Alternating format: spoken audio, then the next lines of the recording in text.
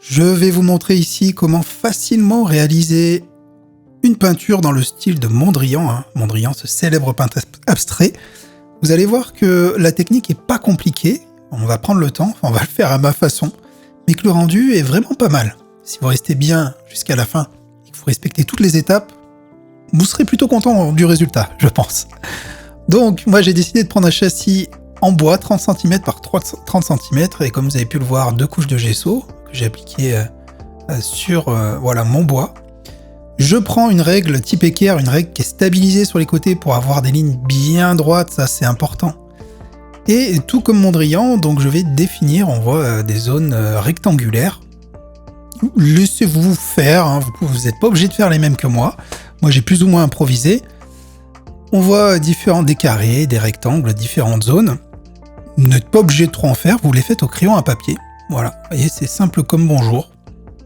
Par contre, ce qui est important, c'est que ce soit bien perpendiculaire pour qu'on ait vraiment quelque chose de stable et de bien droit. Je vais ensuite prendre un jaune de cadmium. Alors, il travaillait avec des peintures, des couleurs primaires, pardon. Moi, je préfère prendre un jaune de cadmium. Je déteste le jaune primaire. Et je vais ensuite prendre d'autres couleurs, on verra ensemble. Donc, le jaune de cadmium, qui est une couleur très, très standard. Alors ici, je travaille avec une peinture fine, peinture acrylique fine, avec un mini spalter. Vous verrez que j'ai quelques tailles de spalter différents. Ici, vous pouvez prendre les pinceaux que vous voulez, mais une brosse carrée de préférence pour pouvoir bien suivre plus facilement les lignes. Et je remplis. Je remplis avec une peinture soit non diluée ou alors un tout petit peu diluée pour gagner en fluidité, mais pas trop, sinon vous allez gagner en transparence et ça serait dommage. On voit qu'ici, je suis pas parfaitement les bords. Vous verrez que c'est volontaire, c'est volontaire. En tout cas, j'essaie de pas dépasser mes lignes, mais si le résultat est pas parfaitement droit, ne perdez pas trop de temps à avoir un résultat qui épouse parfaitement les lignes, car vous allez voir qu'il y a une étape ensuite que je vais vous montrer qui va vous permettre d'unifier tout ça, qui va vraiment gommer tout cet aspect-là et qui fait partie de la technique Mondrian, d'ailleurs. Rouge de cadmium, je n'ai pas cité la couleur, donc ici c'est un rouge de cadmium qui fonctionne très bien, je trouve, pour ce type, pour le style Mondrian. Je remplis de cases et puis ensuite ma troisième couleur qui va être un cyan, cette fois une couleur primaire par contre, mon bleu de cyan. Je remplis qu'une case, vous pouvez très bien remplir plusieurs, il n'y a aucun souci. Pour finir, j'utilise du noir, un noir bien couvrant. Et puis maintenant vous connaissez la méthode, peinture très très légèrement diluée. Je vais remplir un premier carré, après on verra si je continue, si je remplis une autre zone. C'est moi qui juge de l'équilibre que j'ai envie d'avoir ici. Ne vous mettez pas la pression, travaillez simplement, n'essayez pas de faire des bords parfaits, je vous le redis, on va rééquilibrer. Voilà, je continue, je remplis un autre carré noir. Alors vous pouvez tourner votre support plutôt que de vous faire mal au poignet, d'être dans la cassure au niveau de votre poignet. Tournez votre support, continuez à remplir. Et ensuite, nous allons passer à l'espace, à la partie justement pour faire les césures. J'utilise ici, c'est un peu le secret, l'Uniprocket. Uniprocket, c'est une sorte de marqueur à base d'eau et d'acrylique qui vous permet de faire ici de jolies lignes.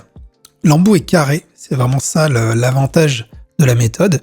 Je vais utiliser ma règle de tout à l'heure et je vais passer 2 coups de marqueur. Attention, il faut bien, je le précise, que les teintes soient sèches, les teintes sous-jacentes, c'est-à-dire tous les carrés qu'on a fait. Il faut que ce soit bien sec, bien sec.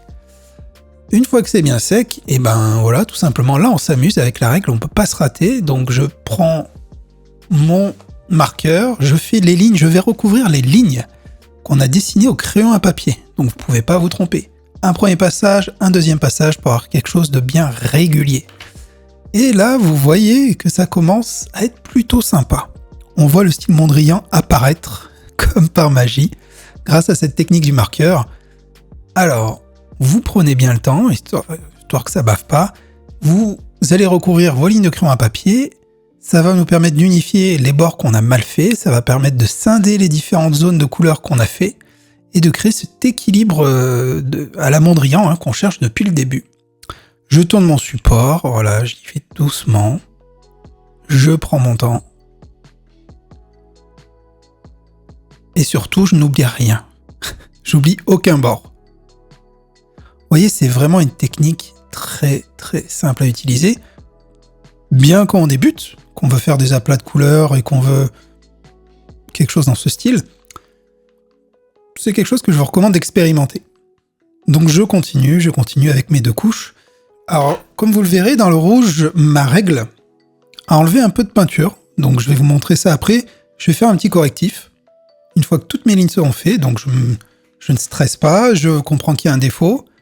Je continue le travail que j'ai prévu. Une fois que toutes mes lignes vont être faites, je vais préparer un peu de rouge avec un pinceau très très fin pour aller combler les trous, tout simplement. Vous voyez ici, je reprends un peu de mon rouge de cadmium.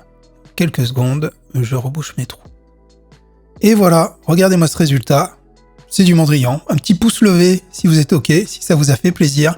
Je vous invite vraiment à essayer. Regardez cette vidéo plusieurs fois pour être sûr de ne rien oublier, pour bien assimiler le nom des teintes. Merci aussi, je vous le redis, de mettre un pouce levé et un commentaire. C'est super important pour me soutenir et pour me montrer que cette vidéo, vous l'avez aimée. Et n'hésitez pas à la partager aussi autour de vous. Voilà, ça sera vraiment sympa de votre part.